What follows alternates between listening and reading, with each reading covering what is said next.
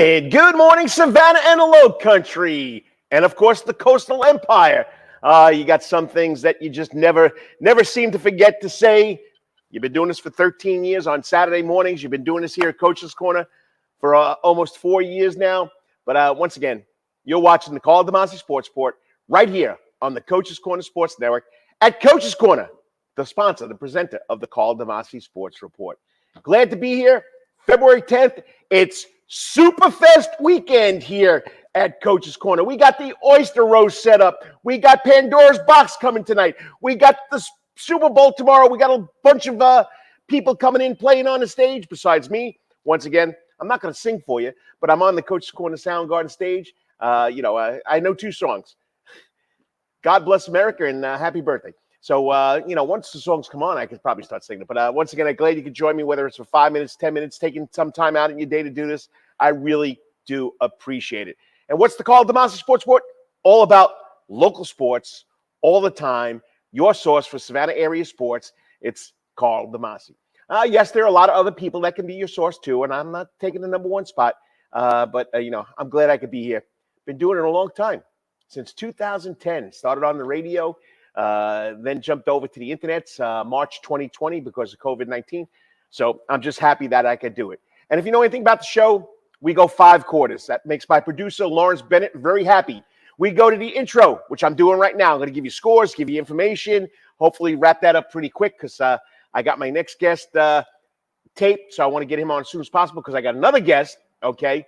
All right, my first guest, of course, after the introduction is Kyle Sandy Spiels, the top website top website for Georgia high school basketball. So Kyle Sandy's been doing it for 9 years. He made a little trek down to Savannah a couple of weeks ago. He's going to talk about the Savannah teams. We're going into region play starting next week. Well, even today, Richmond Hill's starting today. Okay. So we got region playoffs, then state playoffs. Kyle Sandy, second quarter. Third quarter, the Wetherington Chiropractic Clinic Athlete. This young man had an unbelievable week. He's been having an unbelievable season, okay? He scored his 1,000th point over at St. Andrew's School. He's only a junior. He's looking to break the record of Evan Ulrich, 1,600 points in a career. He's at 1,000, maybe 1,100. We'll find out when I talk to him. And that'll be quarter number 3. Quarter number 4, we're going to bring on Jon Nelson, the guru of Georgia high school football, okay, from the Georgia Public Broadcasting sports team. He's a sports reporter. He's a journalist. He's a host. You name it, he does it. We're going to talk about, of course, signing day, which was last Wednesday. We're going to talk about NIL. We're going to talk about the region changes. I'm going to ask him a little about soccer because he also is big in soccer in the state of Georgia. And, of course, a little Super Bowl conversation. And of quarter number 5, that's overtime. That's where I give you the 3 videos that I loved last week and Karl's Corner, my editorial about something about sports. If you have a comment, please put it in the comment box. And there he is behind the scenes, making sure the coach does the right thing. And that's, of course, my man, Lawrence Bennett. Going to spend some time with him tomorrow. I'm going to try the oysters again. I'm not a big oyster guy. I'm a clam guy, okay? Cherry neck clams, little neck clams, whatever you want to call them. But I'm going to try the oysters just for this young man tomorrow here at the Oyster Roast. I'll have my Super Bowl jersey on. Super Bowl jersey? Yeah, Joe Namath, 1969. I was a 10-year-old kid. Yes, I'm an old guy. I have that jersey. I'll be wearing it tomorrow. Who I'm rooting for? State of the fourth quarter when I talk about it with Jon Nelson. All right. Lawrence, thanks for checking in. And Lawrence, the comment box working? Did you do it on YouTube or did you do it on Facebook? Let me know because a lot of people tell me they can't send comments on the YouTube channel. So once again, I'm on the internet. So I'm Facebook, Karl DeMasi Sports Report. We're on the Coach's Corner Facebook page. We're on YouTube channel, the Karl DeMasi Sports Report YouTube channel. And, of course, Twitter at KD Sports Report. So check it out. All right. All right. Let's and then I'm out of here. All right, so Lawrence is on Facebook. He just told me FB, Facebook. Well, my producer, you're behind the scenes. Check out if you can make a comment on YouTube for me, okay? Go to my YouTube channel. I know you're a big supporter of that too. Don't forget, he is the man behind our Wednesday night show, Rubbin' and Grubbin' with Brandon Bain, the Atlanta man. The guy's got a plethora of knowledge of NASCAR news, but it's the man behind the scenes that does everything. So, yep, here's YouTube, Rubbin' and Grubbin'. It's working. So hopefully everybody can get their comments in. Lawrence, love you, brother. I'll talk to you after the show like we usually do. Okay, let's get this going really quick because I got to get out of here because we got a guest coming on at 9:30. I want to get the first guest on and off in an amount of time. So, all right, 3 steps in the door. High school scores, high school news, okay? College scores, college news from the area, and of course, professionals, okay? All right, step one in the door, St. Vincent Academy, Lady Saints do it again.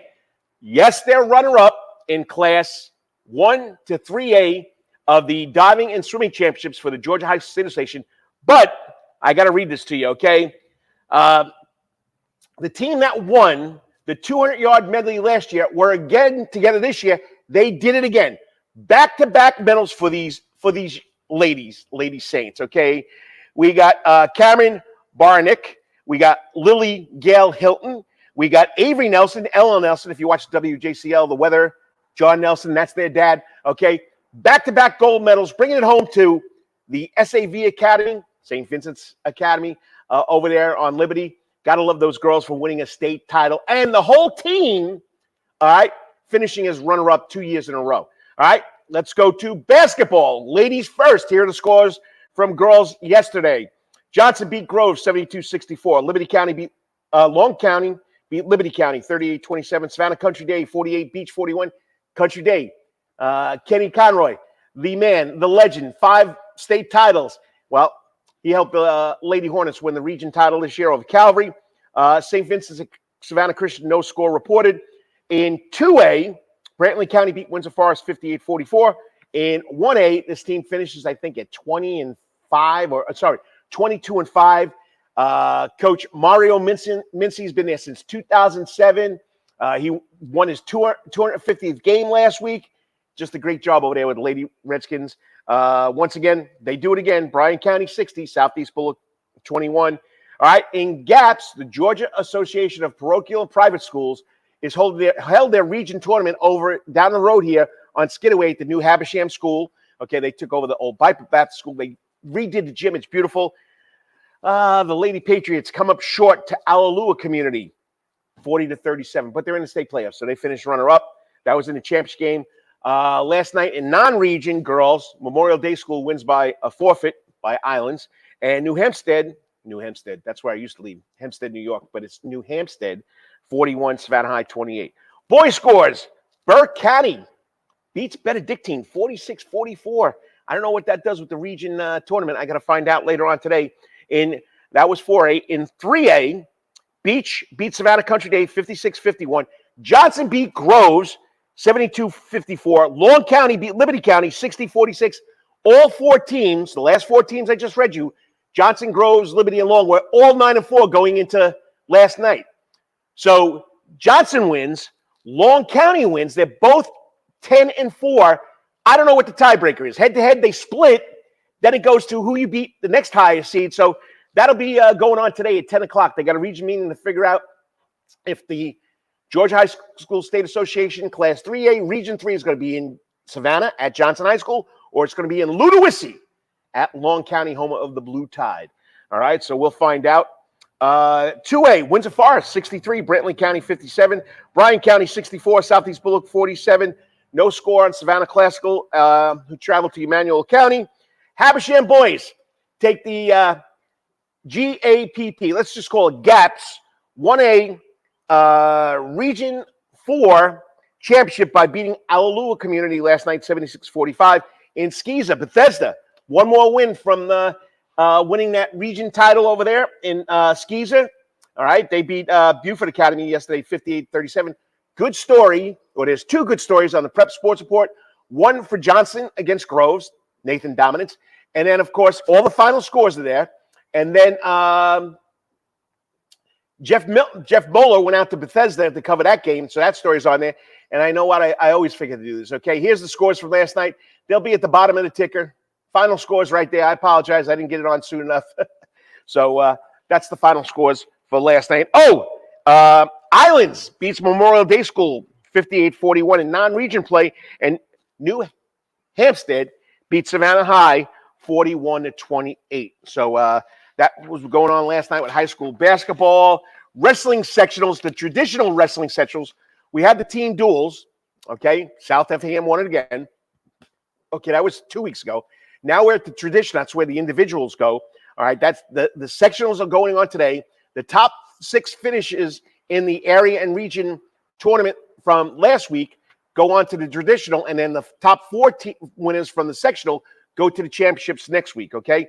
Rankings, Sandy Spiel in girls, Bradwell's number 9, 20-3 at the start of the week. Bryan County was number 10 in AD1 at 20-3 starting this week, okay? Bradwell's in Class 5A. Boys, New Hampstead, another heartbreaker for Benedictine on Tuesday night. They beat Benedictine by 1 point. New Hampstead is the region champion. So I guess the region championships will be held at New Hampstead for Class 4A. New Hampstead's number 6, and Benedictine came in at number 10. Class AD1 for boys. Savannah High is number 4. Woodville is number 5. Max Preps, St. Andrews on a 12-game winning streak. On Max Preps, they're ranked 2nd in the Georgia Independent Athletic Association division. And in GAPS 1A, Habersham School, the boys, which I just told you won region title, they're ranked 5th. On the girls' side, in GAPS, the Habersham girls are also ranked 5th. So pretty impressive. 7th. At Savannah High today, starting at 10 o'clock, we got the Savannah Chatham County Public School Middle School Championships. Go check it out. It's going to be a packed house. They had the semifinals Wednesday night and Thursday night. So go check it out. It's going to be a lot of fun. It should be a packed house, as always is basketball in the city. All right, step 2. Let me see what time we got here. All right, I'm going to have to do colleges and pro later on the show because I want to keep it on track. So I want to get my next guest on. He'll be talking about Georgia high school basketball. Whoa, we got a comment. I got to get this guy in before I go to break. The number 1 fan. Good morning, Coach DeMasi. I'm having problems in YouTube today again. I tried putting on the switch. I don't know why YouTube's not letting you guys get I just had Rubbin' and Grubbin'. They were on YouTube. I don't know what's going on, Dennis. I have to look into it, but I did put on took off the switch. It said no comments. So I don't know what it is. But anyway, I appreciate you being here every week. You know that. I'm sorry it's not working, but it's the old novice coach here. I tried to set it up last night. I thought it would work, but Rubbin' and Grubbin', Lawrence Bennett checked it out. He sent me a message, so I don't know what's going on. So we'll figure it out. But Dennis Kessler, the number 1 fan of the Karl DeMasi Sports Report, and, of course, of the Calvary Day School Cavaliers. All right, let me get out of here. Next up, talking Georgia high school basketball with the man himself, the guru of Georgia high school basketball for over 9 years, Kyle Sandy from Sandy Spiel. Stay tuned. You're watching the Karl DeMasi Sports Report right here on the Coach's Corner Sports Network. Hey, sports fans, looking for the ultimate sports and entertainment destination in Savannah, Georgia? Look no further than Coach's Corner. At Coach's Corner, you'll find everything you need for a great time, including TVs everywhere so you can catch all the latest sporting events, an outdoor seating area, perfect for enjoying a drink or a meal on a warm day, a wide array of drink options from beers to cocktails, a comprehensive sports schedule so you can cheer on your favorite teams year-round, prompt service even when it's crowded, a fun and lively atmosphere perfect for letting loose with your friends, and of course, delicious food, from famous chicken wings, hamburgers, to delectable calzones and pizzas. Coach's Corner menu is sure to satisfy your cravings. In addition to all this, Coach's Corner also features an upgraded sound garden, now with more seats, more bars, and an upgraded sound system. It's the perfect spot for hundreds of fans to gather and enjoy the latest local bands, tribute acts, and rising stars. So what are you waiting for? Join us at Coach's Corner for the ultimate sports, music, and culinary experience. Coach's Corner can't wait to see you soon. Remember, Coach's Corner is located at 3016 Victory Drive, right in Thunderbolt, Georgia, and on the World Wide Web at coaches.net. Remember, Coach's Corner, where every day is game day. At Calvary Day School, we want our students to be fully equipped and on the cutting edge of academics, making a difference in our world. Your child will grow academically, physically, socially, and spiritually. At Calvary, it is so good to say we are one school with one mission and one vision: faith, academics, excellence, and building champions through Christ. Calvary Day School, we consider it a privilege to meet with your family personally. Call Philip Lee, Director of Admissions, at 351-2299. That's 351-2299. For over half a century, it comes in uniforms, sporting goods, or trophies, Thompson's got you covered. From cleats to caps and best prices on the biggest brands, Under Armour, Adidas, and more. From baseball to soccer, volleyball to softball, and yes, football too. Every season starts at Thompson Sports Shop. From cutting and equipped at Thompson Sports Shop's new location, 6606 Abercorn Street, Suite 102. in Savannah, open Monday through Friday from 10 a.m. to 4 p.m. and seasonal on Saturdays. At locally owned Thompson Sporting Goods and Trophies, come see where everyone is a winner. Yo, you still want some real New York Italian food? Bada bing, bada boom. Rocky's New York Deli and Italian Catering is open at 7630 Skidaway Road, Tuesday through Saturday from 7 a.m. to 3 p.m., serving breakfast and lunch right here in Savannah, Georgia. Rocky's New York Deli and Italian Catering has been serving the public for over 3 years. Now, if you want Rocky's New York Deli and Italian Catering goods delivered to your door, go online to SavannahTakeout.com or DoorDash.com, or just pick up the phone and call 912-354-2914. That's right, 912-354-2914. Kabish, and remember, we ain't New York style. We are New York at Rocky's New York Deli and Italian Catering. Wetherington Chiropractic Clinic. Your back hurts, another body part hurts all the time. It makes you mad. The pain drives you crazy. You just want to pick something up and throw it across the room? If you can. At the Wetherington Chiropractic Clinic, you get complete chiropractic care and pain relief to help you move better, have a less painful life, and of course, achieve a healthier lifestyle. The Wetherington Chiropractic Clinic is now located at 2 locations in Savannah, Georgia, at 329 Eisenhower Drive and in Pooler at 114 Canal Street, Suite 603. So visit Dr. Bart Wetherington at the Wetherington Chiropractic Clinic for all your chiropractic needs.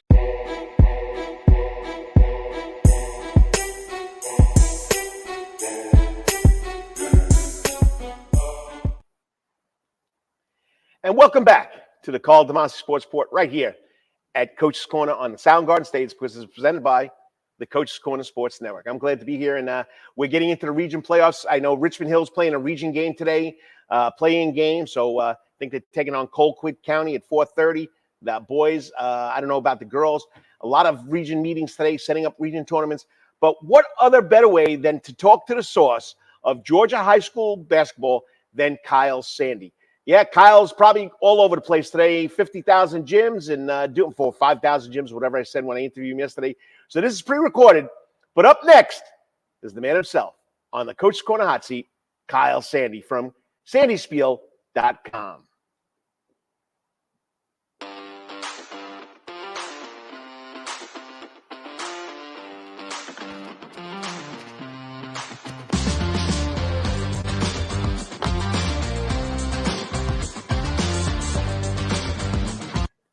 And welcome back, sports fans. Like I told you, sometimes I don't get my guests live.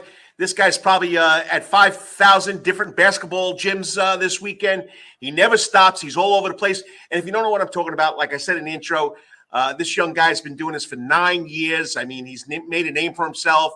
And, you know, he is the voice of Georgia high school basketball because, I mean, he's just got that knowledge and just can rattle off kids' names. And, you know, he just does a great job. And if you don't know what I'm talking about, check out Sandy's with an S, Spiel with another S.com, and you can see what I'm talking about. He has rankings, he has stories, he has players to watch. It's just great having him every on. And, you know, we finished the first part of the season now. The regular season's over. Now we're getting into the region tournament, and then we get into going for the big trophy there at the end of the year, and that's, of course, state championships. Joining me now live on the Coach's Corner hot seat, even though it's a day earlier, the man himself from sandyspiels.com, Kyle Sandy. What's up, Kyle? How's it going? Hey, Coach. Thanks for having me. It's an amazing time of year right now, isn't it? Oh, I mean, we're just about to wrap up region play, and you know it's always a crazy, chaotic time.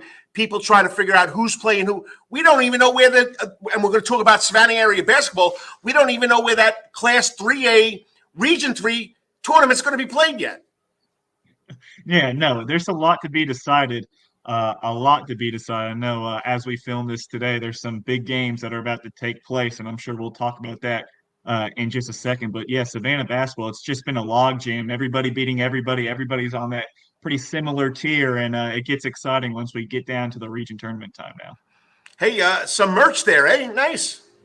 Oh, show us. Yeah, little pink Sandy Spiel T-shirt. Yeah, a little something there. Had to represent today. Hey, go to sandyspiels.com. They can get one, right? That's right. You can go there. Sandy Spiel on our Etsy store. We have a couple T-shirts, couple hoodies, things like that. So yes, sir. Okay, I know you're a busy guy and you probably got 20,000 things going on, so we'll make this short and sweet. So we're concerned about the Savannah area basketball, and that's why I bring you on, because you know your stuff. So, as someone who's known for providing alternative viewpoints and sports coverage, how do you approach analyzing the performance of the high school basketball teams in all areas, specifically today in the Savannah area, especially those that might not receive as much attention from the mainstream media outlets? Yeah, and I think it's really important that I try and come in and fill the gaps where it's needed to be filled. I know Savannah Morning News and everybody down there, they do a great job supporting the coverage and everything, but there are so many schools in the area, and some games do get missed and fall behind and fall into the cracks. And just for me in general, I know Savannah, I mean, that's such a big city. There's so much good basketball to go see, but there's other places as well, north, south, east, west, all across the state of Georgia, middle Georgia, I try and go cover. And, about maybe 2-3 weeks ago now, I made a trip down to Savannah. I did go see the Adams Smashers play Long County, which was a great game, and went down to the final buzzer. I did go and stop and see Dublin play. I saw Toombs County play. I saw Dodge County play. Some of those places that are in those maybe not the biggest cities, but they're off the road on the highway. They're on the way to the bigger cities known around the state. So I think it is important to try and fill in that area and see those teams, because there's really good basketball being played all over the place. And I always love getting down to Savannah. I always try to make a trip down there for a weekend at least once a year, just to go see what's going on in the area. And I hate that I can't see every single Savannah team, but it is very important to me to make sure I go down there, go to Chatham County, and show my support, because there's great programs, great people, and anytime I can get down to Savannah, I really try to cherish that moment and make it down there. Well, you got the Southeast, you got the Southwest, you got the Northwest, but the Northeast, I mean, which is Atlanta, the metropolis of the state of Georgia. I mean, there's a lot going on there too. And I mean, it's great that you can get around and see these. And people know when you're in the building, you know that. Yeah, I mean, sometimes I try to make it somewhat of a special event, not to make it about me, but it's fun, because I am picking just one game a night. Like, there's so many options to choose from. I could go 30 minutes down the road or an hour down the road and see something here in North Georgia. But if I do take that 4-hour drive to Savannah, it's special. It means something to me. So hopefully it means something to the kids as well. All right. So I want you to share some of your insights, because you also highlight the players in the area. Any standout players who you observed during the regular season in the Savannah area, and what qualities or skills have made them particularly noteworthy to, Kyle Sandy and Sandy Spiels? Yeah, so I was able to see Johnson play, and of course, it starts with Josh Quarterman. He's a really smooth guard, really athletic. But Fabian Kirkwood's come on really strong. He's been that second punch that has given the Adams Smashers a really nice tandem.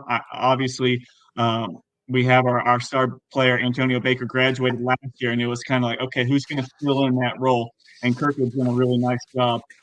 When he's been on the court, Johnson's been really, really tough. Obviously, Benedictine, when you talk about Caleb Jones, a guy that's scoring about 28 points per game, just scores from all over the floor. He's got that little bit of an unorthodox jump shot, but he can fill it up from beyond the arc. He's just one of the best scorers in the state. And then Mekhi Joyner at Savannah is super tough as well. He picked up some Division I offers in the offseason, and Savannah's, they're neck and neck with Woodville Tompkins in that region in Class A Division I. So those are some of the best players, I think, in that area. And then I know you always love St. Andrews. They got some really good players as well. They've knocked off a ton of these GHSA public schools in the Savannah area, so you can't forget about them as well.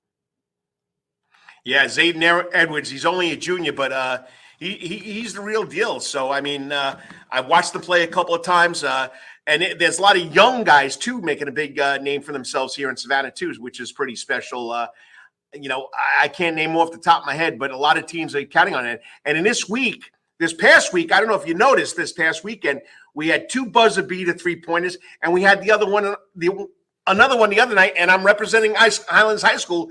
I mean, Carson Curtis drained a 3 against Southeast Bullock the other night. That's the first region win for the Sharks since I think 2021. So pretty exciting basketball going on. All right, so given your experience in creating that Georgia high school basketball transfer database, okay, did you see any notable transfers in this area or in the state that have made a big impact on their teams? Oh, boy. I mean, on a statewide focus, I think it usually always starts with these big 7A schools. Like Grayson got Jacob Wilkins, he came in from Parkview. Of course, that's Dominique Wilkins' son. He's only a junior. He's about 6'9", already committed to Georgia. He's a big impact player. You just see it all across the state in all different kinds of classifications, but it hones in on that 7A market. Like McEachern brought in a kid named Jay Nash from out of state, a really good point guard with mid-major and high-major offers. So, it's such a transitory market now, it feels like. Kids are, you go and you look at a kid and, boy, he's a senior now. And then you go back and, he was at school A as a freshman, school B as a sophomore, school C as a junior, and then he's on his fourth or fifth school by senior year. So sometimes it does get difficult to track. And I don't remember off the top of my head how many transfers we had on the boys' side this year, but it's easily over 100. You could go back and check that out on my website, sandyspiel.com. I try and track those transfers every single year. But, the sick thing of it is I could probably track down 150, 200 transfers, but then there's probably about 50 or 100 more that I don't get to know about and are making a big impact on their team as well. And if you're just tuning in, this is pre-recorded because this man's going to be all over the state tomorrow or today, and it's Saturday. So Kyle Sandy from sandyspiel.com, SandySspiel. Check it out. It's a great website, all things Georgia basketball. All right. So with the regular season winding down, we said this. We don't know where these region tournaments going to wind up. Talk about the competitiveness that you've seen in whether it be Richmond Hill in 7A, Effingham, South Effingham, Jenkins in that 5A with Bradwell. The competitiveness in these regions. New Hampstead and Benedictine went down to another 1-point game the other night. And then, of course, we don't know where, 3A is going to be played. And Windsor Forest, tough region they're in. And, of course, you got Savannah and Woodville-Tompkins fighting it out in Class A Division I. I mean, that's a tongue twister. Yeah, yes, it is. It really is. And I'm glad I know GHSA is changing things next year. I think it might be the still same terminology, but I wish we could get rid of D1 and D2. That's just tough to even say and even write out. But you're right. Woodville-Tompkins and Savannah going back and forth. I believe they split this year. That's been a great battle. You touched on the Benedictine game. I saw the final highlights of that against New Hampstead. They had a couple shots at the buzzer there, couldn't connect after New Hampstead missed a pair of free throws. So that was what I believe 2 1-point wins for New Hampstead over Benedictine. That New Hampstead team is really, really good. Rashawn Truell, I know he's QB1, big-time quarterback, but the freshman A.J. Williams has played really, really well under his father, just a really smart player, and they just got so many pieces. Jakari Glover's really good inside. I like him a lot as a young guy. Just a really strong overall team. And we were talking about Region 3 and Class 3A, a lot to be decided. We're going down to this final week now. We had 4 teams with a 9-4 record. That's Long County, that's Liberty County, that's Johnson. And then, of course, you have Groves that has been a really nice, I don't know if you want to call them a surprise, but they've done a really nice job.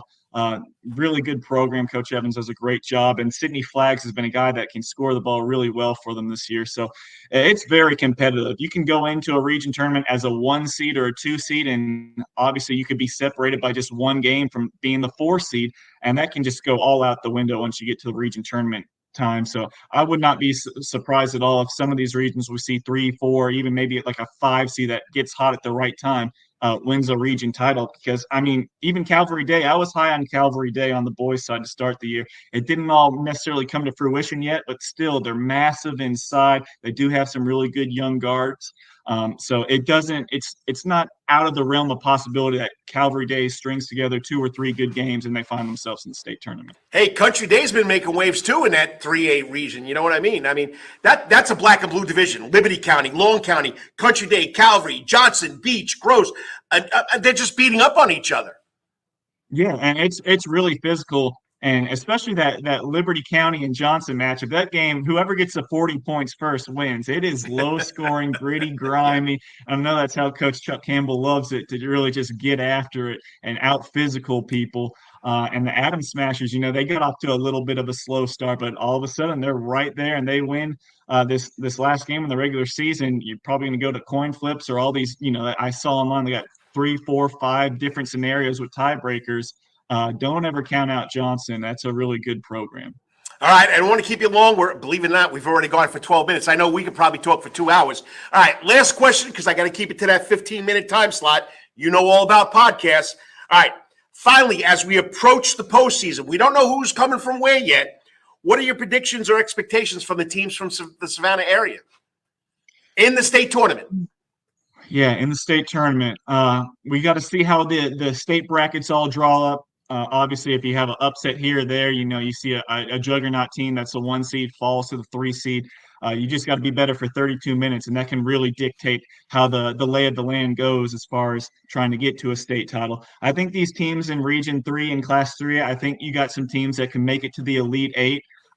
As long as they're playing very well at the right time. I think that toughness and that making teams come down to Savannah, whoever gets that 1 and 2 seed, I think it's an opportunity for them to make a deep run. I think New Hampstead up in Class 4A, I think they have a really good shot at possibly making it to an Elite Eight. Again, you got to see how the bracket all lays out. And then Woodville and Savannah.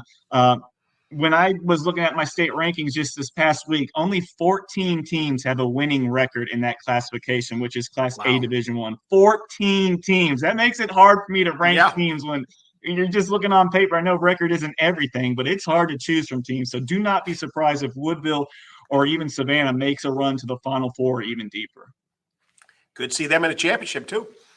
It's very possible. And isn't the semifinals for the 3A here in Savannah this year? Yes, and you got home court advantage. I mean, how does that lay out? I mean, if you're Sandy Creek or someone else, you got to hate that. But, boy, that's beautiful. If you can get that far, you're going to have the entire city backing your program. That would be exciting. All right, we got 1 minute left to play in the game. Merchandise, information, where do they find all this stuff? This guy's been doing it for 9 years. And, I mean, just throwing those names out. I couldn't throw those names out. But, all right, let's give your site a little love right here. Yeah, sandyspiel.com. That's SANDYSSPIEL.com. You can find our merchandise on our Etsy page. Just look at Sandy Spiel Etsy or go on our website. We have some links there as well. And then for any boys basketball players, March 17th, the Sandy Spiel Spring Showcase, we are going to be holding that at Gainesville High School up here in North Georgia.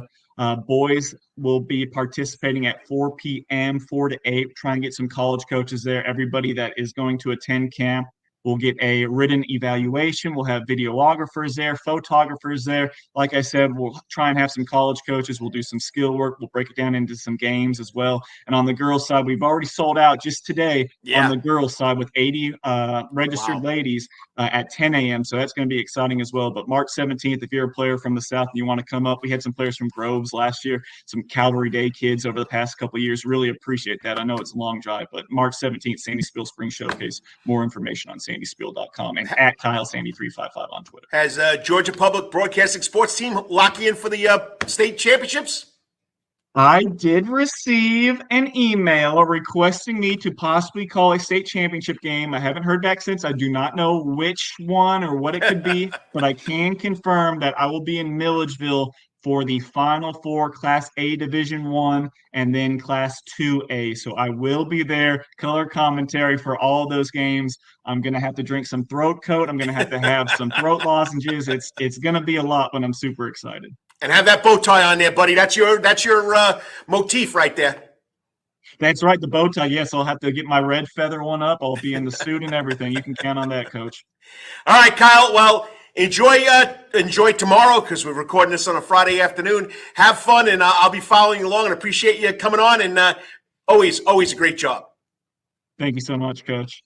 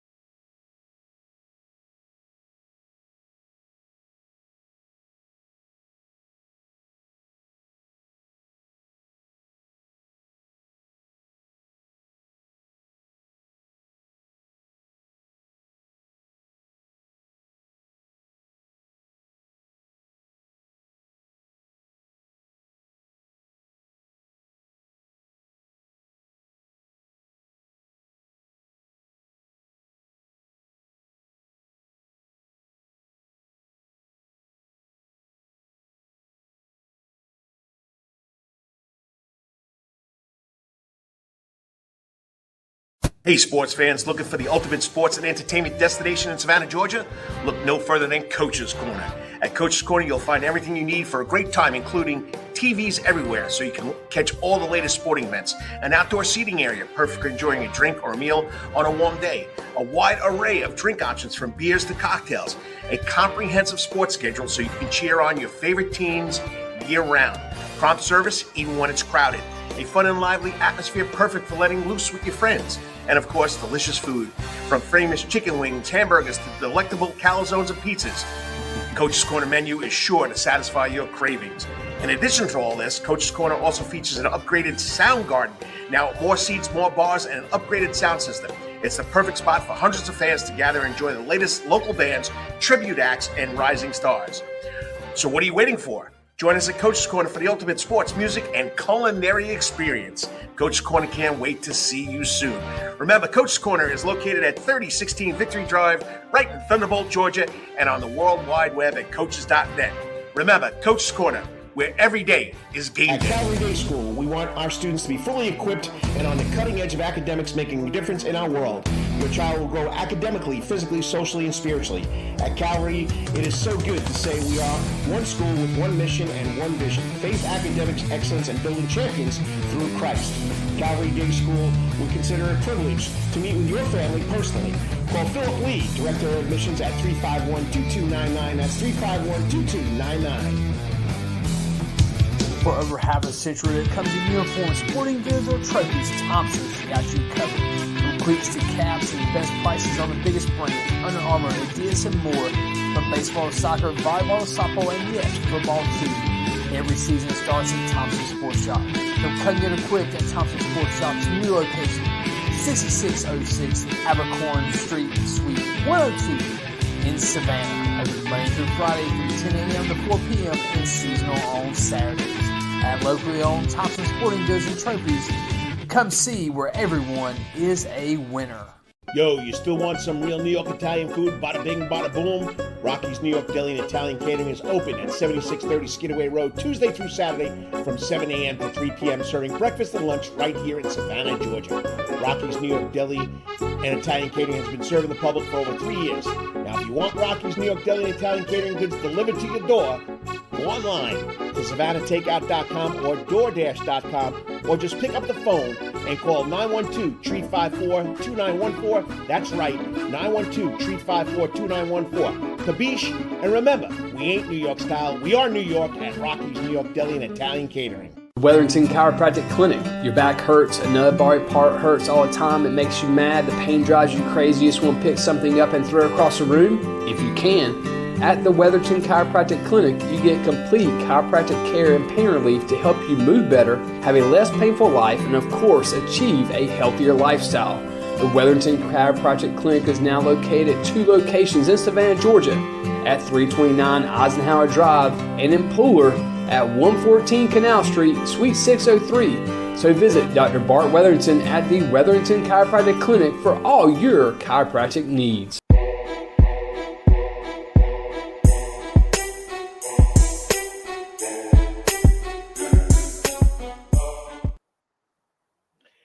I do apologize to everybody, and I just saw my next guest comment.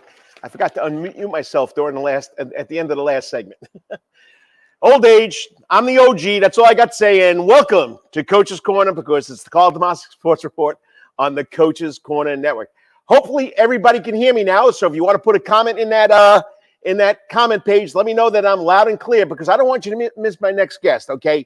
He's a junior guard at St. Andrew's School, has been having an impressive season, marked by notable achievements, standout performances, and that's why he's this week's Wetherington Chiropractic Clinic Athlete of the Week. Okay, so once again, everybody's okay. I hope you can hear me. All right. Zayden Edwards, only a junior, okay? He's a mainstay on the Lions basketball team, football team, you name it. He's a multi-sport athlete. I think he's really embraced the role as a leader when he was a freshman, but we let his brother do that while he was there. All right, everybody can hear the sound. Great. All right. Of course, now he takes the load because he was a sophomore. His brother was a senior last year. His brother graduated, played in Augusta State. Zayden's taken on that leadership role, hit the 1,000-point milestone. I think there's 5 or 6 boys that are in the St. Andrews 1,000-point club. I think there are 4 girls. But to make a long story short, he's shooting for that 16:06 mark set by Evan Aldridge the year before I got to St. Andrews. So it's going to be pretty impressive to see if he could get there. I mean, on the court against the third-ranked team in Georgia High School in Class 3A, Hebron Christian, 31 points, 12 rebounds, 6 to 6. Then he comes back and he nails the game winner against Savannah High. I mean, everybody says, well, St. Andrews can't play with these people. Well, they knocked off Savannah High, they knocked off Johnson, they knocked off Beach, whatever you want to do. And his community involvement. If you didn't go to Facebook page or I don't know who did a little thing on him, but his father, who is a pastor, Zion, they did and put together a music video titled Streets Ain't Solid, which aims to shed light on the impact of gun violence here in Savannah, Georgia, especially with our youth. Okay? So I don't know what more I could say, but he's joining me on the coach's hot seat. And that's, of course, he's used to being on hot seat, being the leader of that St. Andrews basketball team. This week's Wetherington Chiropractic Clinic Athlete, Zayden Edwards. What's up, Zayden? How's it going? What's going on, Coach? How you doing? Hey, I didn't know. I forgot to unmute myself. I got a big mouth. I figured everybody could hear, but it happens. But it's a lot of fun. It's Saturday morning. I'm talking local sports, and once again, congratulations on a great career so far and a great season so far. I mean, it's pretty impressive. Yes, sir. I appreciate you. I appreciate you having me on this morning. Well, you know what? You deserve it. I've been trying to get all the 1,000-point club members. I mean, I think I'm behind like by four players, but think about it now. Last year, 2 years ago, you're the freshman following your brother and his friends. Now, last year, you're the sophomore. I mean, now you're the leader of this basketball team. How do you approach this role in guiding and motivating your teammates, the younger kids on JV? I mean, and especially considering, looks like your brother's departure to college basketball has left everything on your shoulders. Yeah, I mean, it's just following those guys that came before me. Caleb Lofton, who's playing at Covenant College right now, Zaire.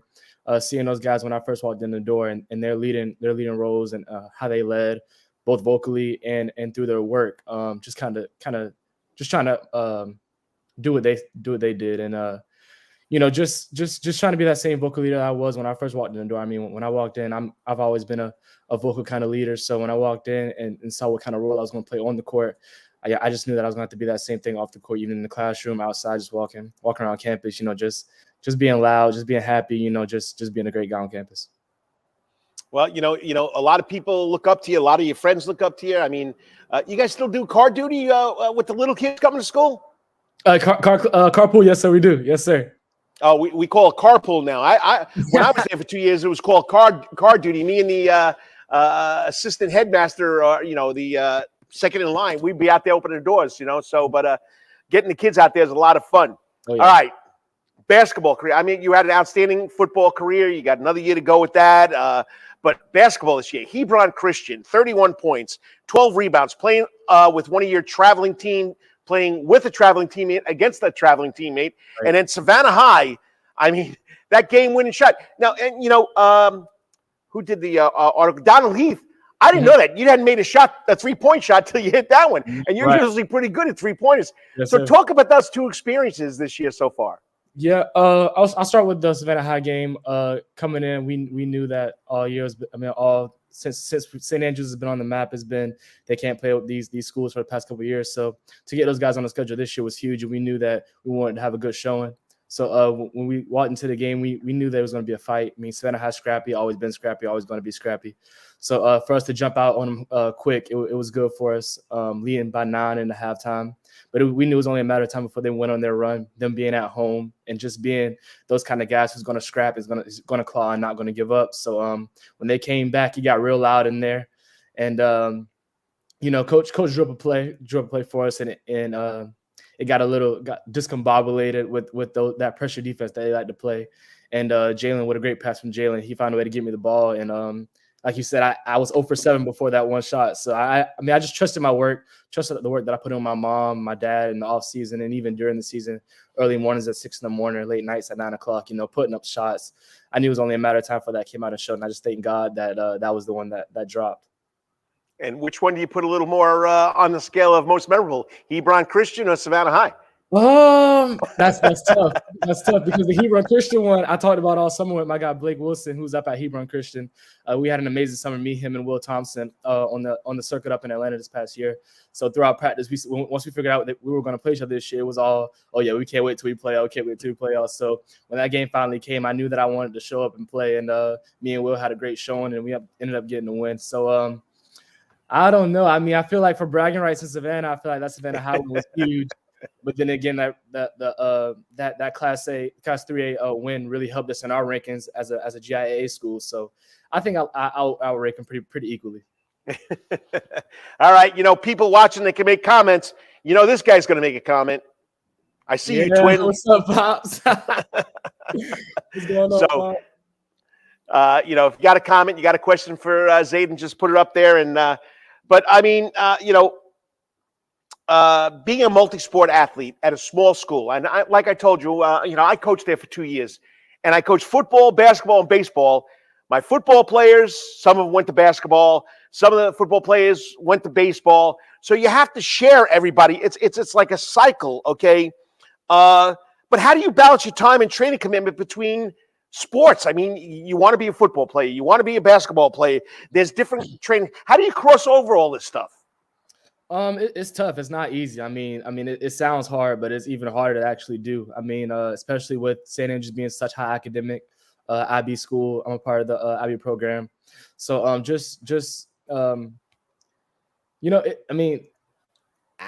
don't know how I do it. I mean, I trust my parents and my family. They're my rock, man. They keep me going mentally, emotionally, and physically. So just finding time and knowing that I have to put God first. And then family comes second, then school, and then worry about sports on the back end. So, St. Andrews does a great job for helping their student athletes with tutorials early in the morning or even after school, study halls, just different things that the school does for me personally that doesn't show up, but that I'm hugely and greatly thankful for. That helps me throughout the year and making those transitions from fall sport to winter sport to spring sport. All right, so we talked about Hebron Christian, Savannah High, but there are some people don't believe other good schools in the GIAA. So my next question, when you face these teams, whether they're Georgia High School or Georgia Independent, what's the word I'm looking for? What challenges do you encounter, and how do you and your teammates keep perspective against these different associations? Because, sometimes you put yourself or your teammates or your team puts a little pressure because they're Georgia High School. How do you guys balance all that? I would say just knowing that in the GHSA setting, when we're playing those public schools, we know that they're going to be a lot more athletic, being that they have so many kids to pull from their 1,000 student campuses and different things like that. So we know when we go in those games, we got to be more sound in our technique when boxing out, because we're not going to be able to out jump those guys or up fakes because they're going to jump out a lot of shots. But then when we come around and play the GIAA teams like Furtop Prep, where every single kid on their team is from I mean, I remember I was guarding a guy who's about 6'4". I mean, he's speaking a whole different language, talking to the guys to get me on isolation. So I'm like, that's just something that's different. And we ended up losing that first top prep game. Just that European style basketball was something that we weren't used to. The Spain pick and roll, coach calls it, different back. Yep. Yeah, it was different, and I think that's a blessing that we have, that Coach Abrams has set up our schedule to play these more athletic, longer teams, and then come around and play those fundamentally sound teams to get us prepared for the state tourney. And if you just tuned in, you're watching the Karl DeMasi Sports Report right here on the Coach's Corner Sports Network. On the stage at Coach's Corner, as you can see, it's Superfest weekend. Come on, we got Oyster Roast coming on. We got bands playing tonight. We got a lot of bands coming in tomorrow, and then of course the big game at 6:30. There's a gazillion TVs here if you watch it. All right, so back to Zayden now. Got to plug him. Got to take a little halftime break there. So you got so much going on, okay? What are your aspirations beyond high school basketball, and how do you pursue them? How are you going to continue to excel academically and athletically? Because when you get to college, it's a whole different story, which your brother was probably telling you. Oh, yeah. Yes, sir. I want to, in a perfect world, I mean, obviously I want to play basketball at next level. I sometimes on campus, people ask me if I had every offer in the country, what school would I go to? And that would be Florida State. I've been a Florida State fan all my life. Yeah, go Noles, baby. We got screwed in this past football season, but You sure did. Yeah, it's a different topic, but yeah, I would like to study nutrition. I like learning about biology and human nutrition and nutrition. But honestly, I just want to go wherever I can play basketball for free. My parents have put me in a position where academically I'm in the best position possible in Savannah. So I know that I'm going to be prepared academically.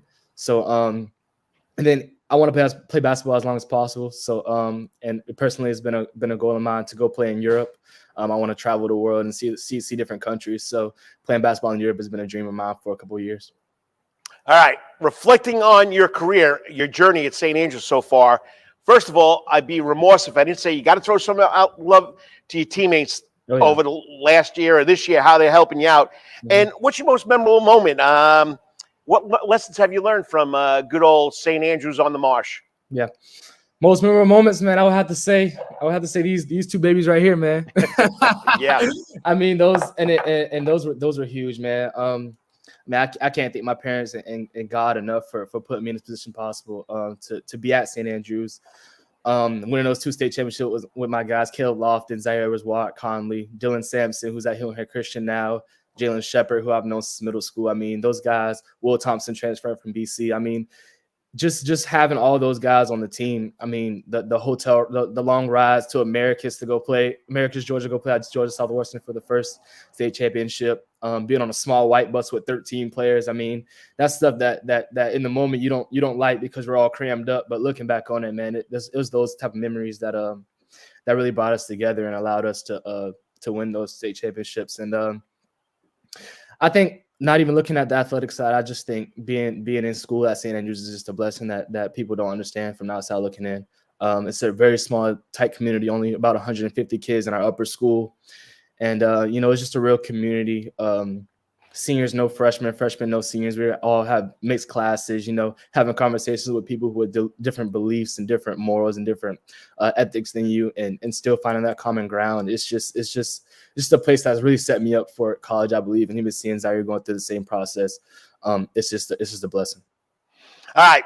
And you've mentioned, your dad. I mean, he's a pastor.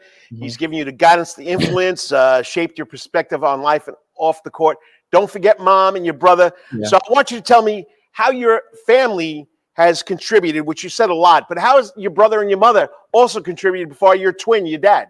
Oh yeah. I mean, like I said, my dad's my twin, man. He's my role model. I mean, he always says that a lot of traits that he has in himself, he sees in me, and I really take that to heart and really want to make him proud. So, just that leadership role that he's playing in my life, I like to carry around myself. And my mom's always behind scenes. She doesn't really like the cameras, but believe it or not, she's the one in the gym putting in the work with me and my brother and my sister. I mean, she played college basketball back in her day, and that's something that me and my brother and my sister all want to do. So we just have to listen to her and trust her, and and my brother, I mean, just seeing what he's doing, seeing where he's stumbling and seeing where he's excelling, I get to have that kind of that back row seat for now, watching him and, taking different pointers from him and learning what to do and what not to do. And just to know that I have a younger sister come behind me that's probably going to be the best athlete out of the whole family. I mean, that girl, she's whatever she puts her mind to, she's going to be able to do it, whether it be track, volleyball, basketball. I mean, anything she wants to do, she's going to be able to do it. And even academically, she's also at St. Andrews. So she's going to have academically be put in the best position possible. So, like I said, my family's my rock. I couldn't do nothing without them. And I thank God that he put me in this position possible. Because, I mean, he could have put me in a family in California before, because, he had all this written before we were even here. So for him to put me in this position possible, I just thank him every day. And I'm really blessed.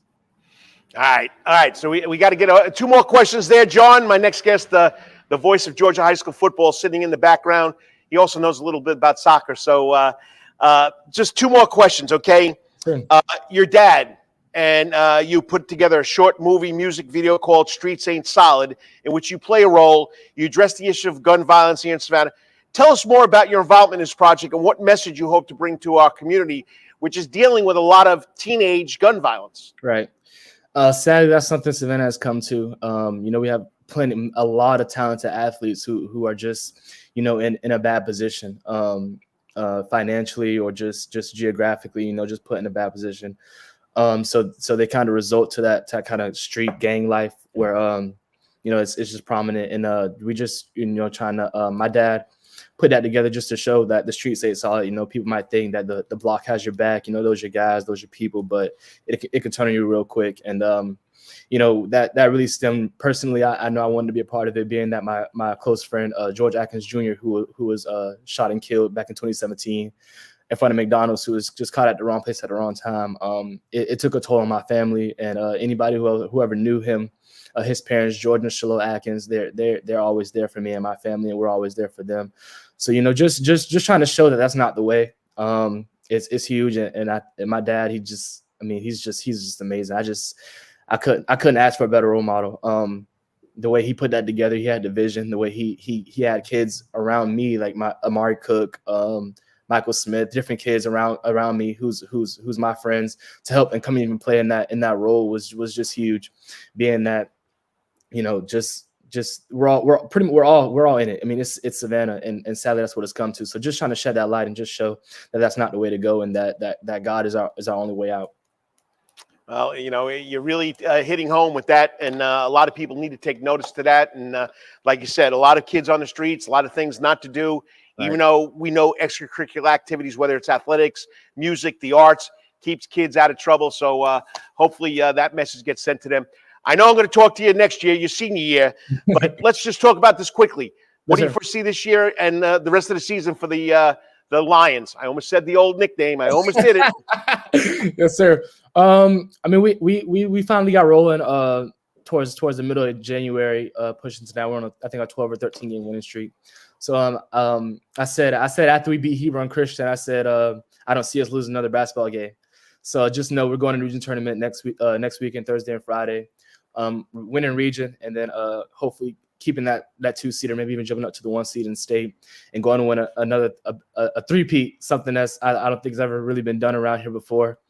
I see that. We all just have to buy in, just tweak the little details, stay healthy, and I think we have a pretty good shot at it. And then even next year, losing I think either 5 or 6 more seniors, it's gonna be even tougher next year. So just even putting more work in next summer, playing back up in Atlanta with Coach Chad Hickson for Atlanta Pivot. It's gonna put me in the best position possible. I'm talking to a couple colleges now, and just hoping and praying that process picks up as I go into my senior year. Just trusting God and staying faithful, and just keep working and trusting my work, and just know that it's all part of the plan, and just staying grounded, staying humble, and just doing me. All right. I got to put these comments on. I got 20,000 things going on here. I'm a one-man show. But anyway, here's from Dad again. Zayden, to the importance of playing the game the right way, system ball versus all this 1-on-5 stuff. And you actually do play a system ball, even though, you benefit a lot from it. Mel Abrams, your coach. The young man is an even better person, which is something special to hear from your coach. Jennifer Ducius, okay. Yes, what's going on, Ms. Duclos? How you doing? There you go. People are checking you out, and Megan Kicklighter Smith. The sky's the limit for Zayden. Love watching his journey. So thank you so much. A lot of people watching you, buddy. You're doing a great job, and I think Evan Ulrich might even be watching you. So what are you at right now as far as points? Me right now, I think I'm sitting around 1,000, maybe. Probably 1,090, 1,095, somewhere around there. I'm not really counting, I know. I got Mr. Broom sitting on the sideline, keeping me updated with that. But if it happens, it happens. But just trying to win. Obviously, it's just trying to get more state championships. I want to leave out of there walking around with 4 rings on my fingers. So that's the plan, that's the goal, and I'm just excited to see where God leads me for the rest of my high school career. You got a Crystal Gill jumping in here, too. The kid is going places. Your teachers are watching. Yeah, teachers. And those are old teachers, Mr. Coach. Those old teachers. Not even teachers at my school. I really appreciate all the love and support from you guys, for real. All right, buddy.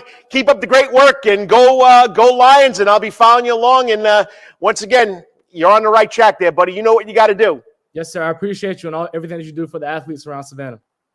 I appreciate you, and I'll see you during the playoffs. Yes, sir. Definitely. All right. Thank you. Talk to you later.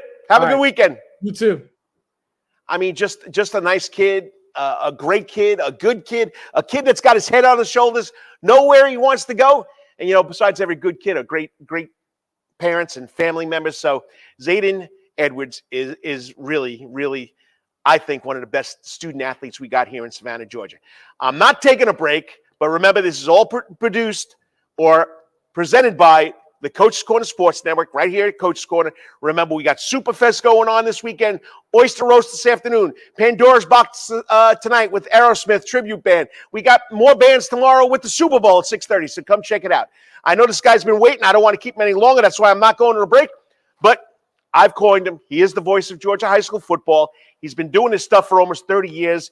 He's a local Georgia boy up there from up north, even though he got lost at Florida State somehow. But joining me now to talk a little high school football, some soccer too. I'm going to shock him on this one and get a couple of thoughts about what's going on in the world of the Super Bowl. Joining me on the Coach's Corner hot seat now from Georgia Public Broadcasting System, the sports reporter, the journalist, you name it, the jack of all trades, Jon, the cute guy, Nelson. Cute sports guy, sir. That's how this works. Well, I know the lady at home thinks so, right? When the boss says that's what you are, that's what your handle is. That's how you know this. I got you. So how's everything going? It is football season, and it is football season. It is both the FOOT and the FUTBOL season. High schools really kicked in. The schedules have started in earnest in non-region play, and so we've got that going on. And Atlanta United right now is down in Tampa St. Pete. They got a game this afternoon in their preseason, and we are we're 2 weeks away. Wow, we're 2 weeks away from the beginning of Major League Soccer season. So high school soccer, you got college soccer about ready to kick in. You've got Major League Soccer going on. You just had National Signing Day, the OG National Signing Day. It just happened this week. So I know that you said you wanted to talk about a couple of things. So where do you want to go? So, being an OG myself, I just didn't feel the excitement this past Wednesday like we did back in December. No. How is this early signing day changed the whole thing of National Signing Day? Because I used to look for that first Wednesday in February. It was the greatest thing in the world. But now, before Christmas, I think it was December 12th this year. Yeah, there's no excitement. No, and that signing day, the early enrollment signing day, has taken a lot of steam out of the OG signing day. And right now, and it's an interesting situation involving the OG signing day, because now the way that everything is structured, and I know that we could probably have a separate show about name, image, and likeness and all the other trickle-down effects and all of this, so I'll try to do the abridged version. All right, so you have the early enrollment signing day now after the state championships. And what that does is that sets the table for all of these schools. But now what it does, after that, you have portaling happening. And so now after the early enrollment signing day, portaling goes on, and it's now a direct result. It's a trickle-down theory. I feel like we're talking economics here. So you have the early signing day, which leads to portaling, which now gives us the signing day that we just had, where all of the coaches who didn't get anything in the first two, you have all of these student athletes that were looking for the opportunities in December, didn't get them. They've had to wait through the portaling window, and now they're left with, probably third, fourth, and fifth choices, and schools who are trying to fill out their scholarship numbers with this OG signing day. So it is really causing a lot of problems, I think, for student athletes, for their families, especially the ones that weren't picked up on the early signing day, because now you're trying to find a home now. And so all of those folks that thought that they were Power Fives, they're now Group of Fives, and the ones that aren't the Group of Fives now, they're looking at FCS. I almost said 1AA and dated myself. And so now everybody that thought they were 1AA, they're now having to look at Division II, and everybody that thought they were Division II, they're now Division III and NAI. So you have this massive trickle-down effect of everything that starts because of a portaling window that I think is flawed in its place in the calendar, and the early signing day where you have all of these kids that they want to sit there or they want to enroll early. I get it. You got your credits. You're ready to go. Fantastic. I love you for being able to do that and paying attention to things academically. But what this early signing day in December has done is create all of these dominoes that have continued to fall. And you have the folks that weren't picked up in December. They're trying to find a home now, and they had to wait 6 weeks through the portaling window to try and find a home. It's madness right now. And don't get me wrong, people, if you watch this later on when I post it up, or it's already posted on YouTube, we're talking about the football National Signing Day. All those other signings, I mean, they're exciting. I mean, we had kids getting cheerleading scholarships. We had kids getting fishing scholarships. That was the exciting part. All the smaller or the non prestigious sports that we all talk about. I'm talking about the football day, National Signing Day. So don't take it the wrong way, because you got your scholarship. You deserved it. So we're not talking about all the other sports. We're just talking about football. Mm-hmm. We are. So, all right. So now the next step is we got all these new regions coming across Georgia. All the schedules are starting to be formed. What are some of the key challenges that you see that these coaches and players now have to face in adapting to all these shifts and 7 or 8 different classifications? Well, I think, and you and I have talked about this for a while, I've always maintained that we've had at the very least 1 too many A's. I think that we've had at least 2 too many A's. I'm glad that we are taking one of the A's off the board, and now 6A is the one that's the highest classification.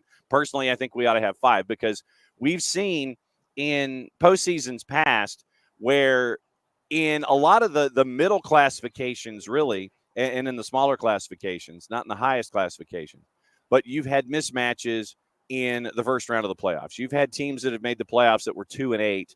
You've had 1 and 9s. You've had 0 and 10s. You've had forfeits and those kinds of things. And I don't think that speaks well of the investment that we've seen every single year by all of these institutions to have football out on the field for the fall. And so I think that having 1 less A is a good thing. I think it's a good start. I think it's a good thing. But I think that now that we have the regions that we have, and especially in some of the smaller classifications, once again, geography is a problem. And you have, literally you have folks going from one end of the state to the other. There's one classification where Bowdoin and Manchester, who went after each other in the state championship game, they're now in the same region. And that is not you going from there at Coach's Corner to Savannah Christian to go and have lunch, at the club shop across the freeway. It's not that easy a drive. And what always worries me in any reclassification cycle are the non-revenue sports, because football, we know you'll make the drives, you get in the Yellowhounds, you pack the buses, you go on, you make the drives, fans go and fans follow, etc.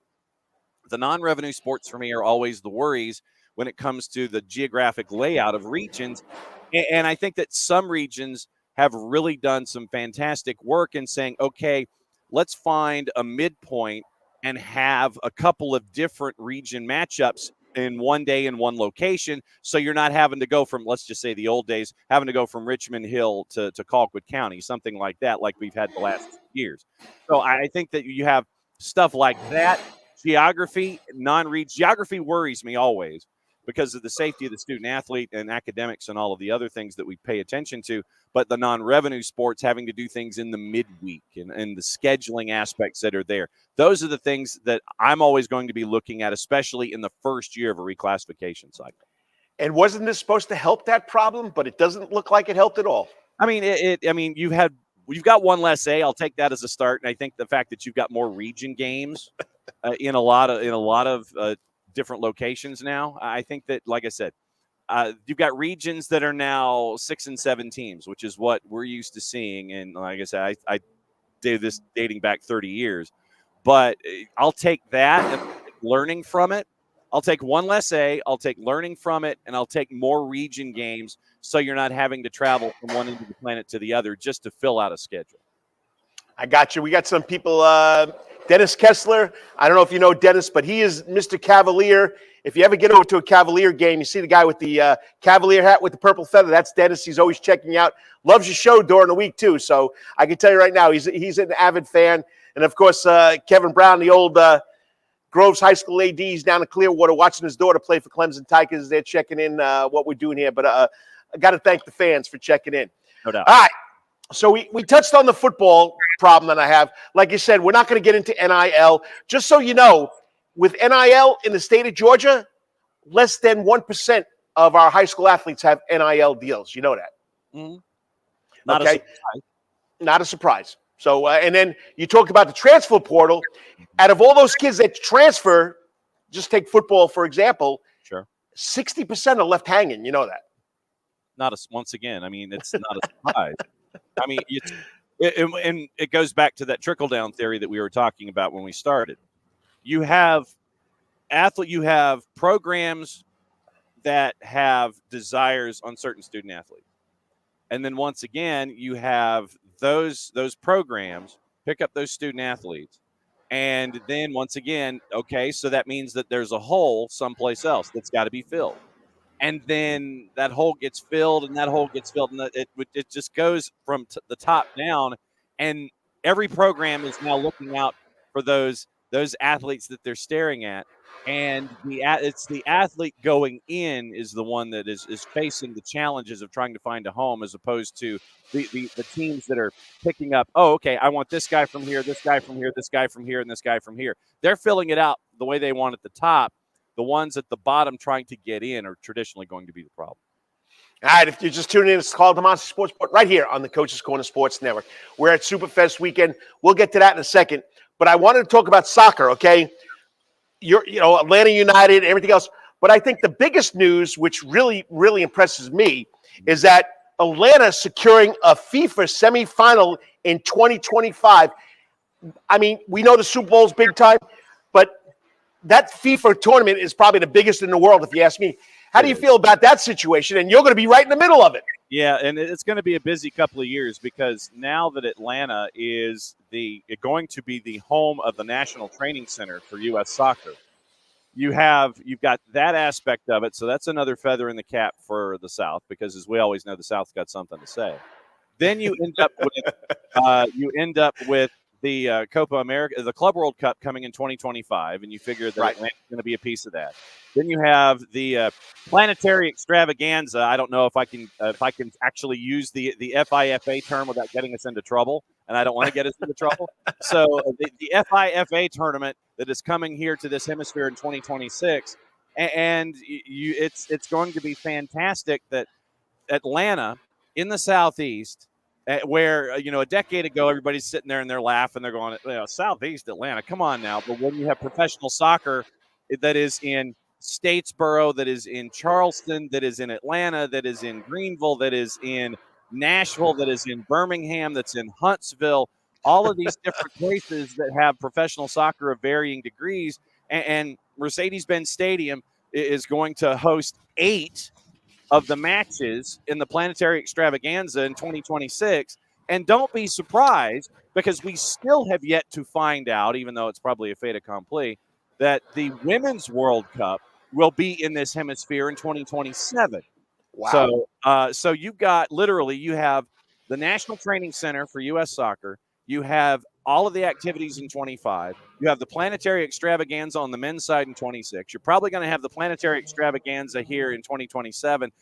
Atlanta's going to be a busy place. And, yeah, I'm right in the middle of it, man. I'm right here. And I ain't going nowhere. It's going to be a blast. So, hey, we got people all over the state watching this. We got one from Good Morning Coach from Winder, Georgia.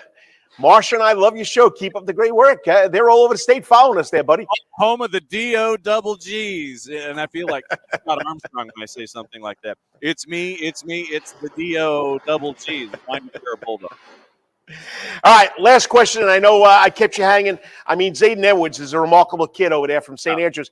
He's also a lefty quarterback at St. Andrews. It's very impressive when you have a southpaw playing quarterback. So, all right. So, big day, big weekend. We got the Superfest here at Coach's Corner, the Super Bowl. I mean, it's always a major event on the sports calendar. What are some of the standout moments and narratives that you could take going into this game tomorrow, and who do you foresee winning? I'm going to go with the Chiefs. I'm going to go, since they're the 1.5 dog. I'll take those points and go the other way with it. I think that what we've seen with the Chiefs is something that we're not used to seeing, and is that they're winning games with defense. And we're used to seeing Patrick Mahomes and the magic that he creates.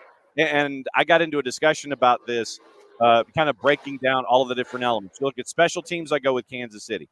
Defense for me is very, very close. but I'll go with the secondary of the 49ers over the Chiefs. And I mean defense barely. I think the front seven kind of cancel each other out. I think the secondary advantage, I think, is a little to the San Francisco 49ers. Offense, I will go with Kansas City, not because of the depth of the weaponry, because if you look at the weaponry that San Francisco has, Brock Purdy at quarterback, you have Kyle Juszczyk, who is an old-fashioned fullback, and you got to dig that. Christian McCaffrey, who can help you both in the run and the pass. You have Deebo Samuel. You don't know how healthy he's going to be, but you also have alternative weapons. George Kittle. You've got Brandon Ayuk. You've got Jawan Jennings. You've got a one who steps up in that particular case. Not as many weapons that are as a part of the Kansas City offense, but you can't ignore Travis Kelce. You cannot ignore Marquez Valdez-Scantling. You have to be concerned about the drops that we've seen. One of the top drop teams in the National Football League, and that's trimmed in the playoffs, has been the Kansas City Chiefs. So I'm going to go with the Chiefs in this one because I think the biggest thing that's going to prevent the San Francisco 49ers from winning the Super Bowl is Kyle Shanahan. We saw it in the Hear me out. Because in the Detroit game, I think Detroit did more damage to themselves in the NFC Championship game in trying to control offense and keep San Francisco off the field. I think that what we see from Kyle Shanahan is that Kyle Shanahan, for some reason, the more important the game, the more he trims back his playbook and the more safe he is in his calls. And they were very, very lucky to get out of the conference semifinals the way that they did and work and navigate their way through the playoffs. I think that Kyle Shanahan, if we know the Kyle Shanahan that's there, I think that he'll trim his playbook back. I think it's going to be a slow starting game when it comes to scoring. I think second and third quarter is when you're going to see most of the scoring, and I think it probably comes down to a Harrison Butker field goal. But I think that Kyle Shanahan's play calling, I think that if you're the Kansas City defense, you make sure that Brock Purdy is the one to beat you. You find ways to pin in Christian McCaffrey. You find ways to keep George Kittle from catching the ball. You hit Deebo Samuel hard early on. And I think that Kyle Shanahan and Brock Purdy, we've seen he can drop a dime into triple coverage, no problem. But I think Kyle Shanahan's play calling, if you force Brock Purdy to beat you, I think that's the problem, and that's why I think that Kansas City wins. All right, I'm going to go along with you. Mm-hmm. San Francisco has me on the defense side of the ball, just because you said because of the defensive backs. If they can stop Kelce from catching 11 out of 11 passes, Kansas City's going to have a tough time. But like you said, because you know what? We lived it. Atlanta 28, New England 3, and Kyle Shanahan put his head between his you-know-where, and we lost the game because he got too conservative. Yeah. So the reason why I was laughing is I agree with you 100% about Mr. Shanahan. He just scares me. Yes, on paper, you have more talent on that 49er roster than you do the Kansas City roster. But on the Kansas City roster, you have more guys that know how to win. So it's going to be pretty interesting. I mean, my heart goes with San Francisco. But like you said, you never know what Mahomes and that crew is going to do over there. And I could see Kansas City winning, like you said. So taking those points is worth it. But everything I was going to say, you got it. Yeah, so that's why I started laughing about Shanahan, because I didn't know if you were going to bring that up. But that's been the scary part. He just cringes. I mean, I don't know why. You know, the good old, don't try to fix it if it's not broken, and he tries to fix it for some reason. You overthink the situation, and you end up with what you have with Kyle Shanahan more often than not in pressure situations. All right, big guy. I know you'd be drooling at the bit when we started talking about that soccer, that round football instead of the oval football. So keep up the great work. Glad you came on to talk about it, and we'll get together and we'll talk a little more about sports. But once again, hey, you remember when I met you? Yeah, I do. Long time ago there, buddy. I know. Well, it's not that long. I know it seems like you know, it seems some days where you know, it seems like it was yesterday, and in a lot of ways it wasn't. Lawrence with the question: over under of Taylor Swift being shown during the broadcast. There you go. Well, let's see. I'll go 4.5. I'll go 4.5. And obviously, I'm going to take the over at 4.5 because if Kansas City is winning and Travis Kelce's having a big day. Now, this is in the broadcast window in and of itself. So when Kansas City wins the Roman numeral Classic, that means that you're going to get that extra shot or two of them during the presentation and all the processional and all those kinds of things. So I'll go 4.5 for my total, and I'll go over because Kansas City wins. You're exactly right. You know, Travis Kelce catches like 30 or has more yards per catch when she's there. So, hey, look, there's absolutely, and this is, and I know that so we're going into plus time here, but when you have someone who is as supportive and as loving as your girlfriend is, and it just so happens that she is an incredibly successful artist and businesswoman, I see absolutely zero wrong with the cutaways because you're showing family support. It would be no different than if Patrick Mahomes was doing anything that you show his wife Brittany. If Blake Bell was being a belldozer, and you see his incredibly pregnant wife showing support. It is showing family support. It's no different than seeing Donna Kelce in a box. That's the mom. You've got a girl. The girlfriend just happens to be famous. We've seen it in baseball with A-Rod and Derek Jeter. What makes this different? Absolutely nothing. And, his crazy brother, he's got hit a lot of times playing center for the Eagles, taking off his shirt in that 10-degree weather. So it's a lot of fun. He's got a lot of blubber that he can stay warm. It's all good. Hey, he's a guy after my own heart. So, but anyway, throw this at you quick. Think about what the NFL is making off this with all these cosmetic companies and all these other companies coming in. It's just been a phenomenon. And, it's been great. And like you said, the family atmosphere, the girlfriend atmosphere just adds more to it. Viewership's up 9%, and you've opened yourself up to an entirely different window of fan. The NFL ain't stupid. Yeah, they interviewed one little girl. I saw it on some show. Why are you watching the football game? To watch Taylor Swift. Okay, so here's the story.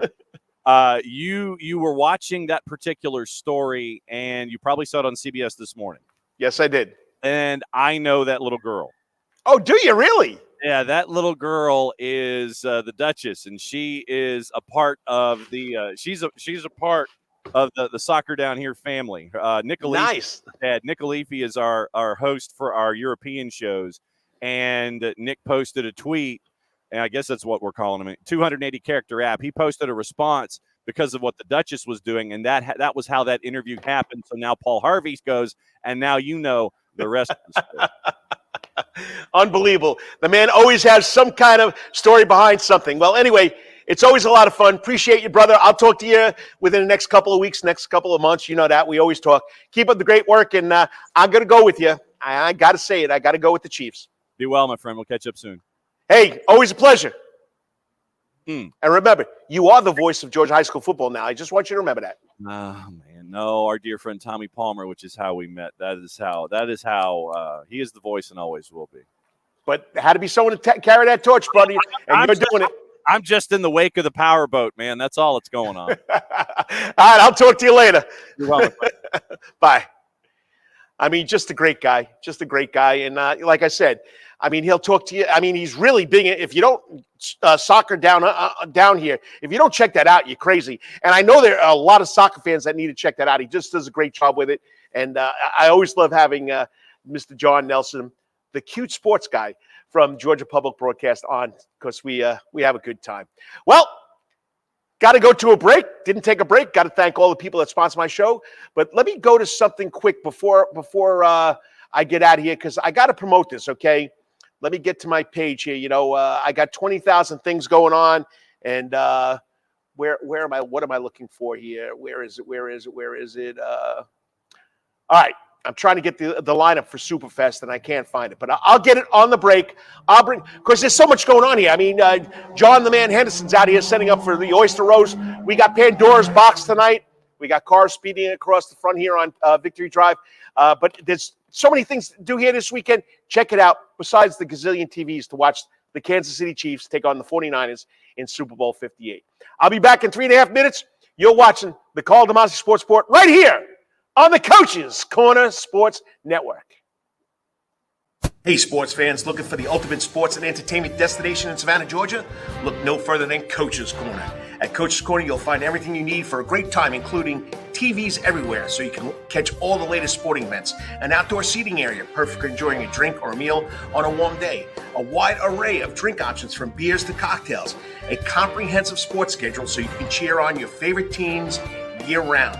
Prompt service, even when it's crowded. A fun and lively atmosphere perfect for letting loose with your friends. And of course, delicious food.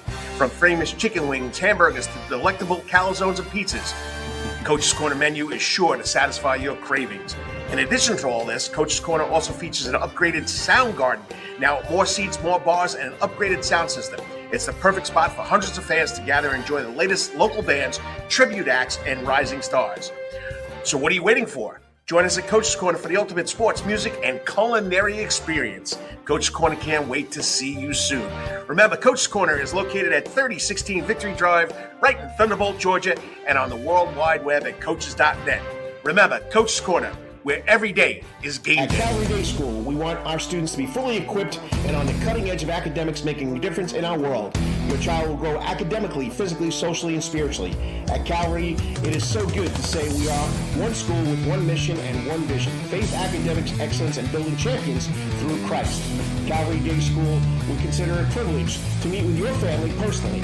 Call Philip Lee, Director of Admissions, at 351-2299. That's 351-2299. For over half a century, it comes in uniforms, sporting goods, or trophies, Thompson's got you covered. From cleats to caps and best prices on the biggest brands, Under Armour, Adidas, and more. From baseball to soccer, volleyball to softball, and yes, football too. Every season starts at Thompson Sports Shop.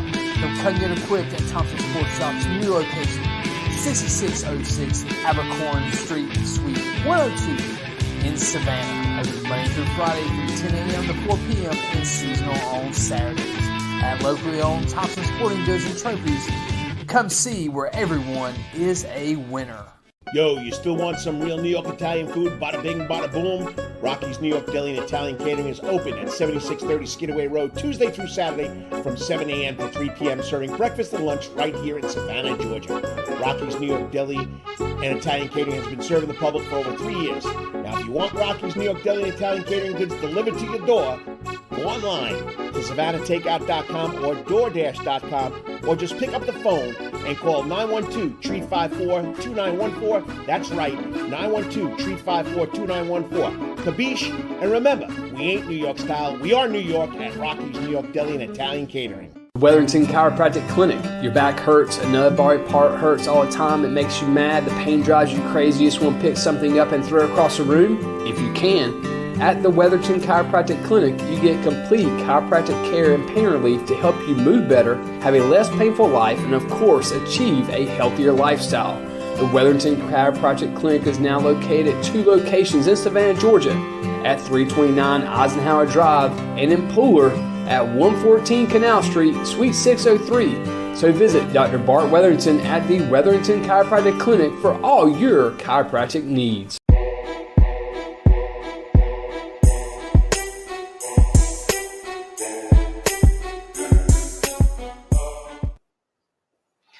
Wow, I can't believe it. I'm already at an hour and 29 minutes, an hour and a half. Lawrence, we're going to go a little longer than we wanted to go, but you know what? I got to get out of here. But you know, every week we take 3 steps out the door. If you don't know what 3 steps out the door, my show is, where I find 3 videos that stood out on social media that I think you need to watch. And it happened here in Savannah, Georgia last week. 3 game beaters. That's right, 3 3-point game beaters. Not a regular layup. 3 3-point game beaters, which was pretty special. So the first part of my overtime quarter is 3 steps out the door, 3 videos out the door, and I got to get to it. So let's start off. All right, what happened to one? There we go. We have 3. Okay, the first one. This is the first region win for Islands High School since 2021. Carson Curtis Jr. hits a 3-pointer to give the Sharks the win over Southeast Bullock on Wednesday night. And what was so special, Wednesday night was Coach for Cancer. Jacob Innes, the new coach at Islands High School, is doing a lot of community stuff, and it was named for a good dear friend of mine who passed away last April from breast cancer, and that was Stacy Bragg. So this was special, and to win it on that night was even more special. Here's Carson Curtis' 3-point shot for the Islands High School Sharks to win their first region game since 2021. And a great job by Jacob Innes for Coaches versus Cancer with the Stacy Bragg Memorial Scholarship.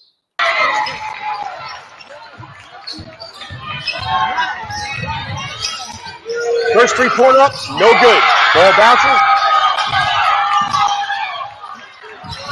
Braylon Buttersworth passes up across the 30s. He takes a step. It's in there.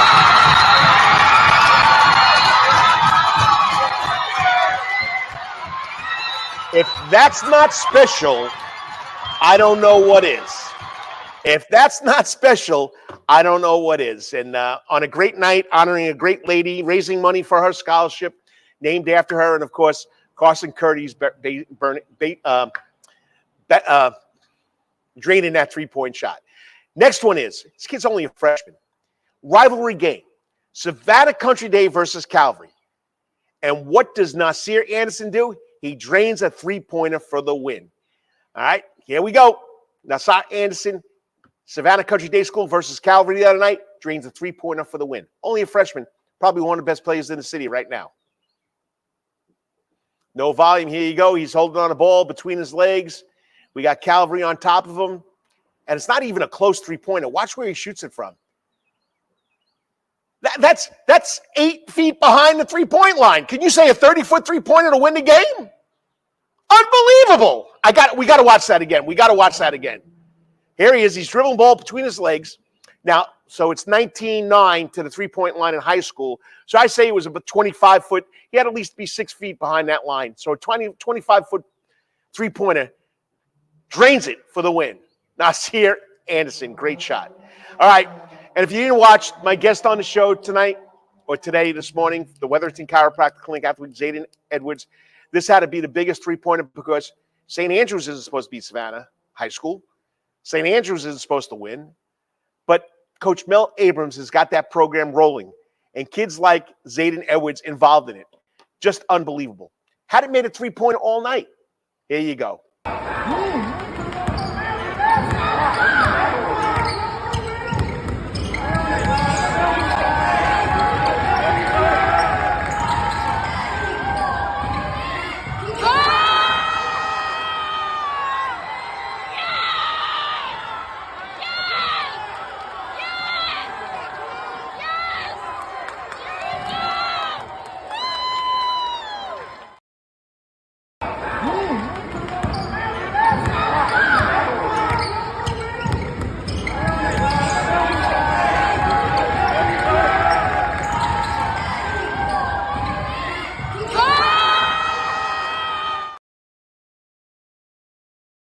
You got the pass, you got the screen, you got the three-pointer by Zayden Edwards to help St. Andrews defeat Savannah High School. So just a great night or a great week for three-pointers to drain it. And Kiana Schumann checking in. I give away my age. Coached him in Jenkins High School way back when. Thanks, Kiani, for checking in. It's always a lot of fun doing the show, and it's been that way for 13 years in the morning on Saturday mornings. It's just been great. So, okay, now we get to the second part of my overtime, Karl's Corner, where I talk about something that has been involved in sports. And it's just phenomenal what basketball means to this town. Packed gyms, outstanding basketball players. It's just, since I've been here for over 29 years, the basketball is top-notch. Next week, we go into the region tournament. I mean, it's going to be special for the seniors. Some it might be their last game. Some might go on to the state playoffs. But there's just so much excitement about high school basketball in Savannah, Georgia. Football is starting to catch up, too. A lot of football players going on to the next level. Basketball players. National Signing Day last Wednesday with all the kids. Baseball, football, cross country, cheerleading. It's just a special time of the year for these high school kids. And that's why I do this. It was all started because of trying to get more publicity out there for the high school athletes. Coming from New York, it was very tough to get my student athletes, my athletes on the radio, on the TV, in the newspaper. And when I came down here, it was just a perfect opportunity to get more information out there about our kids. And that's what I love about this year. So, yeah, we're overlapping now. We got basketball. We got soccer. We got lacrosse. We got tennis. We got track and field. We got baseball. It's just so many things going on. It's unbelievable. And for me, it's probably the best time of the year. So, all right, let me get my information about what's happening at Coach's Corner. So hang in there with me, please. Let me pull up what's going on here this weekend. So it's Superfest 2024. There's a gazillion TVs here. You got to come check it out. You got to get involved in it. It's just a special week. All right, here's what's going on this weekend. Starting today, Saturday, February 10th, from 2 to 5 p.m., we have oysters by the bucket, all you can eat. Saturday night, 7 p.m., that's tonight. We got the Aerosmith tribute band, Pandora's Box. You got to come check it out. Tomorrow, 2 to 5, live music in the Soundgarden with Jason Ross and Jeremy. And you got more oysters to eat. And then at 6:30, we know what happens. The Super Bowl, sorry, I got an itch. The Super Bowl kicks off. So just an excited time here in Coach's Corner. Come check it out. Check it out at coachescorner.net. Find out the course where you can get all the oysters you can eat. I don't know if tonight's – there he is, the man himself. Pandora's Box sold out? No, we still got tickets for Pandora's Box. Oysters today and tomorrow, right? Okay, so so come check it out. It's a tradition here at Coach's Corner, Superfest 2024, and there's a gazillion TVs. And there's no better way than to come here and be the guest of John Henderson and Del Henderson and the Coach's Corner staff. On that note, it's time to get out here. Lawrence, 1 hour and 37 minutes, buddy. Haven't done that in a long time. But remember, say a prayer for this crazy world. Come on down to Coach's Corner right here. It's the #1 sports establishment since 1991. Yeah, I would give it 1991, even though we say 30 years. You want wings, you want pizza, you want calzones, you want oysters, just come out here and check it out. And great music. Remember, it's all food, all sports, all music since 1991. All right, so I'm out of here. There he is. Checking in, my man, the producer, Lawrence Bennett. Thanks, Lawrence. Appreciate it. And you can get all you want here. 975-inch screen TVs behind me. They haven't kicked on yet, so that's why I don't have my logo up there. Plus, I don't want to mess up the TVs for the game if I messed it up last time I was on, so I didn't touch it. So we'll leave it at that. So remember, it's all part of the Coach's Corner Sports Network. I'll be back next week with more local sports. You've been watching the Karl DeMasi Sports Report right here on the Coach's Corner Sports Network. God bless. God bless. Peace out. Be safe. I'm going Kansas City.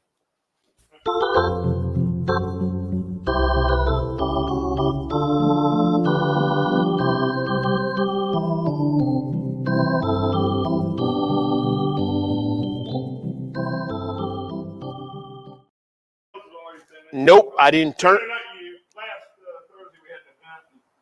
They had a sound guy that was trying to do the video presentation, showed up late, and he couldn't get the audio to work. So it was one of those things where I was like, "You're